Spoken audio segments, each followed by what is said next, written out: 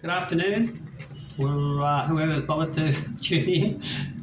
I just thought I'd do a quick video.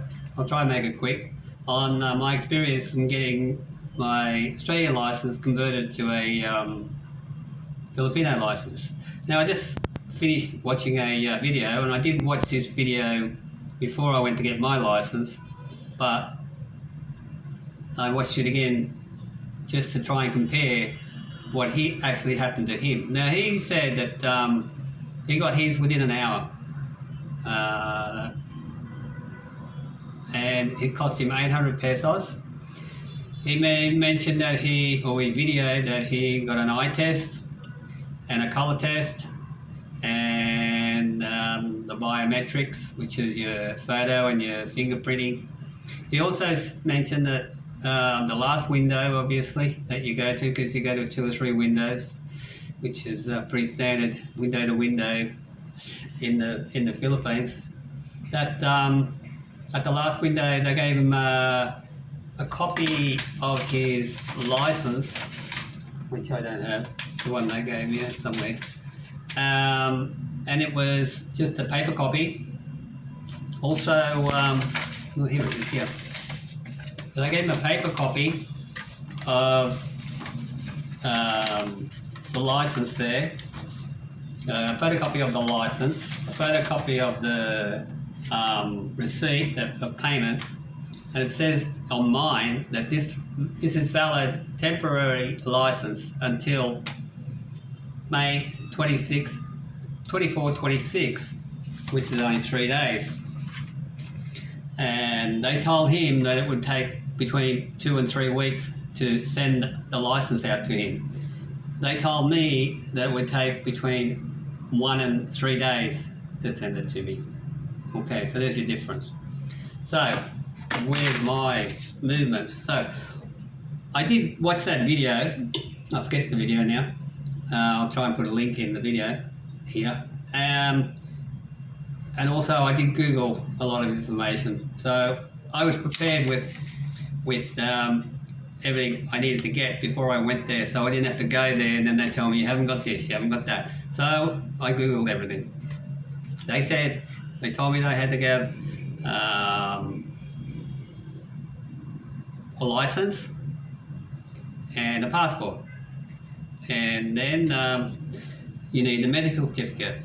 So before we went inside to LTO, we found we walked down the road because we wanted to get photocopies of my license and obviously of my passport, the bio page, and also the last stamp of entry, the date of entry of the stamp, which was in my case May 18th. I came back, which is my last point of entry, date of entry.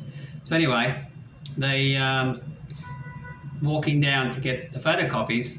Obviously, there's so many people there, and they were all trying to get a commission of dragging customers in to get a medical. So we found a guy with a tag on him, and he looked a bit official. So we went in.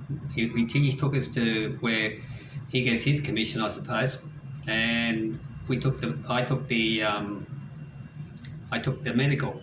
Now the medical for me was they weighed me, they took my photo, I had an eye test, I didn't have a colour test, I didn't have any blood pressure done, which was supposed to have been taken. This is what they tell you on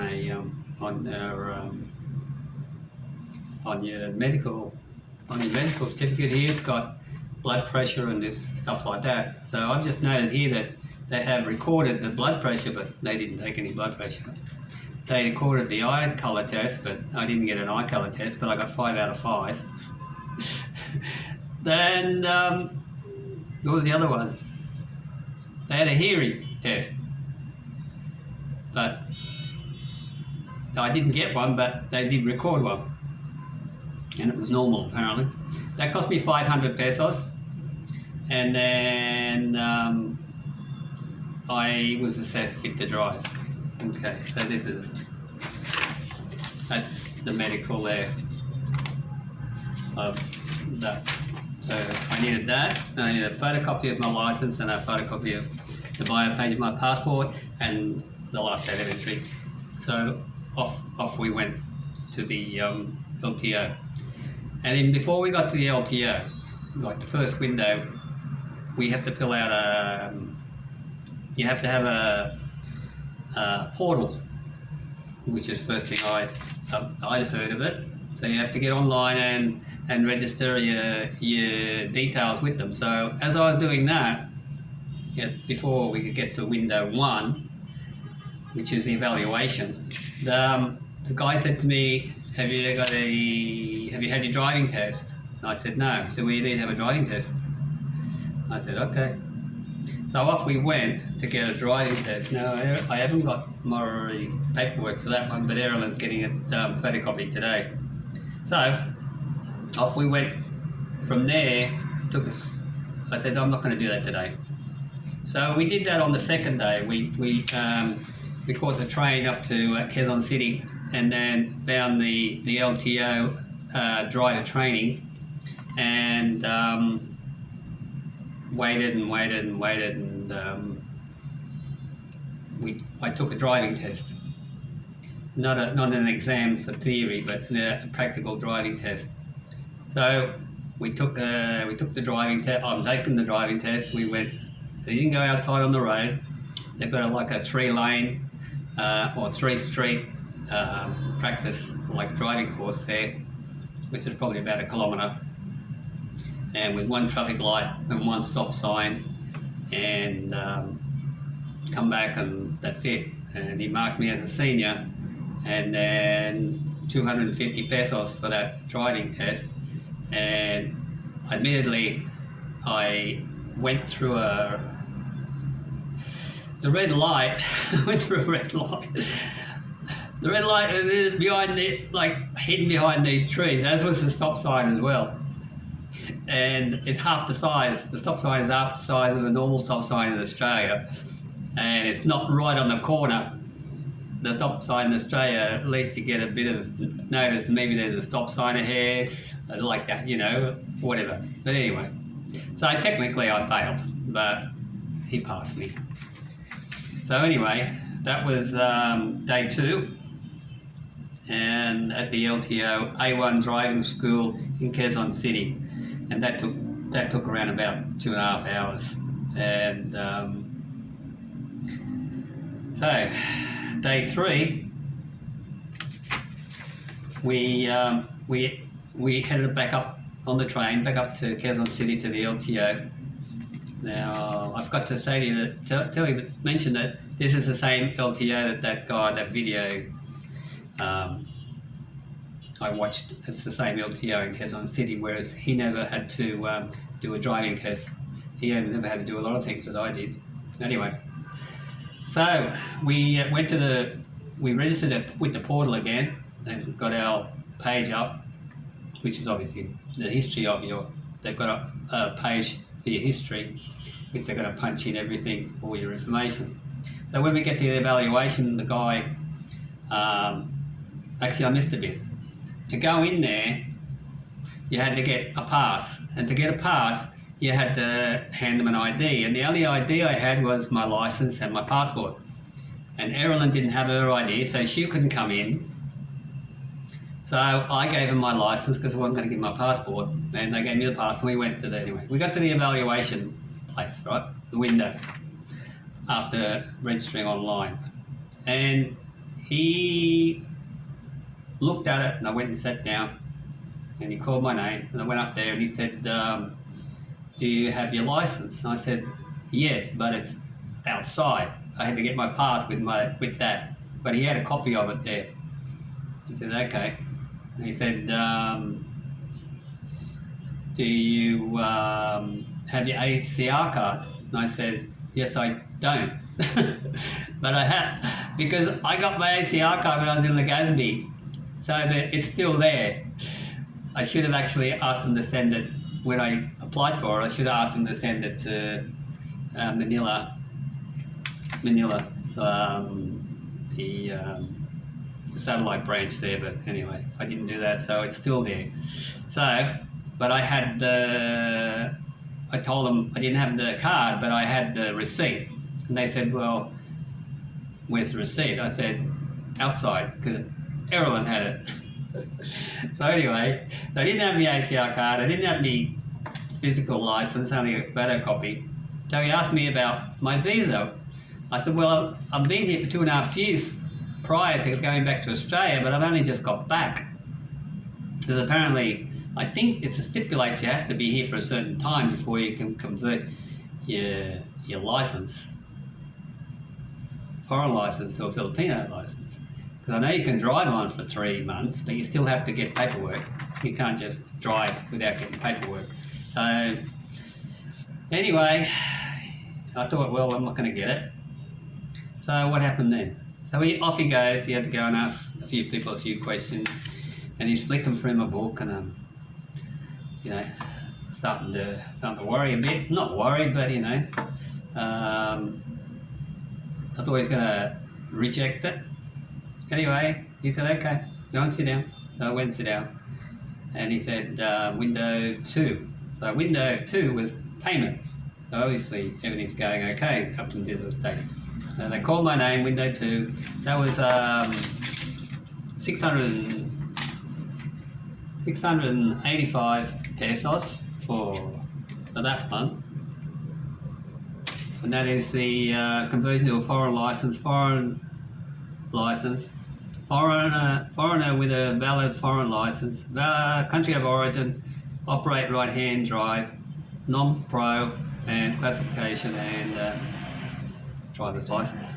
So it's $100 for the conversion fee and $585 for the license fee. Okay. But there was also another 100 pesos which I paid. So then, what did I do then? So then I went to the biometrics after I paid that. I got the fingerprints and my photo, and that's pretty much all they did. So I went back and sat down, and then I had to go back to window 3 and make another payment. Now the other payment was it? No, that's all. That was only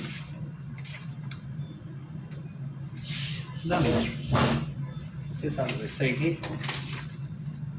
Application fee, which is there. I'm doing a joke here. 100 pesos for the application fee. So that was it. So I paid that 100, and then I had to go to window 8. So they called my name at window 8, and that's when he passed this paper to me, and he said to me that you have a temporary license here until we mail it to you, or we deliver it to you within 1 to 3 days. And then I got to chat with him about where you come from. I come from Sydney, and his daughter, or his auntie, or his mother, or someone lives in Narrabeen, which is where my daughter lives. So he got pretty excited about that. So anyway, that was it. So then they issued, that's it. That's it. So then what happened is, I didn't really have any documentation that they wanted or that they stipulated on their website. They waived it all, which seemed a bit odd to me. And there were things that the other guy didn't mention. There's a lot of inconsistencies in the same office. I wouldn't be surprised from office to office, like Irisan or Sorsogon City, Manila, or Civic Bay. They all have their own rules. So anyway, there were inconsistencies. That was the application form there. This application form. That's the application form there. I don't know why I still have that. Anyway, maybe we didn't need that one. But then, what happened was at that window before I left, they made me fill that out. And I don't care if it's got phone numbers on it. Give me a call. So anyway, what happened was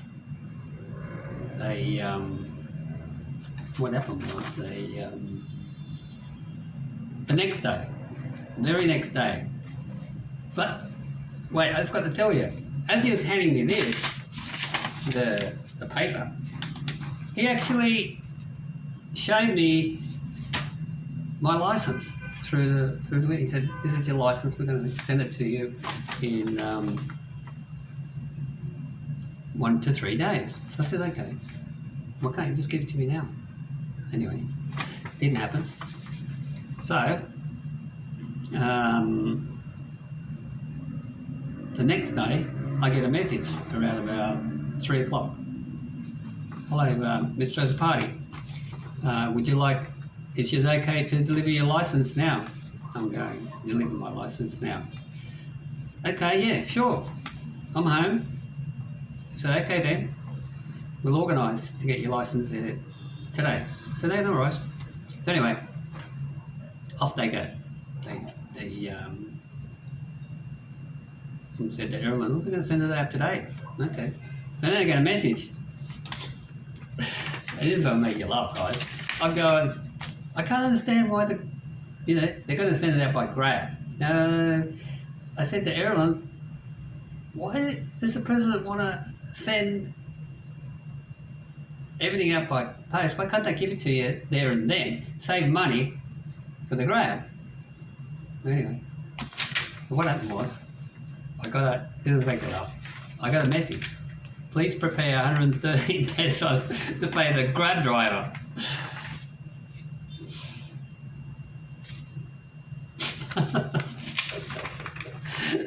Oh dear. Oh, never mind. I was just happy to get it, you know. I should have got 25 centavos, paid him in 25 centavos. I have a big bag of 25 centavos there. I should have paid the Grab driver in 25 centavo pieces. That would have been funny. All right, well, that was mine. So I got my license now. We're looking for a car. Everybody has our phone numbers. Feel free to call. By the way, they're also the numbers of the old pizza shop too. So, and I haven't been getting any phone calls from threatening people ordering 40 pizzas. Anyway, knock yourselves out, because we don't answer really any phone calls that we don't recognise. Every number that we have in our phones has a name, and if that name doesn't come up, we're not going to answer the phone. All right.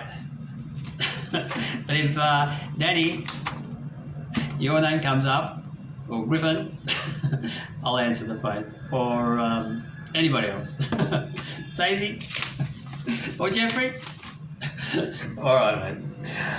Okay, so we'll do another video on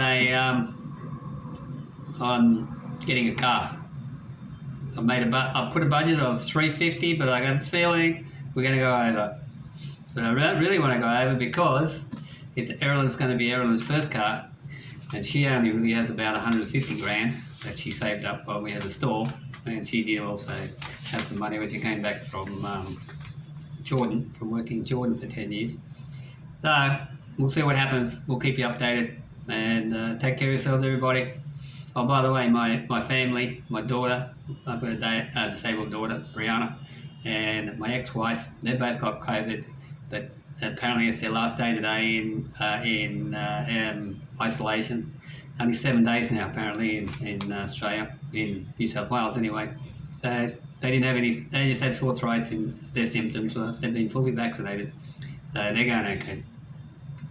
And my son had to spend 7 days in isolation too, because he couldn't communicate with them. All right, thank you if you watched all the way. Take care. I can't turn it up.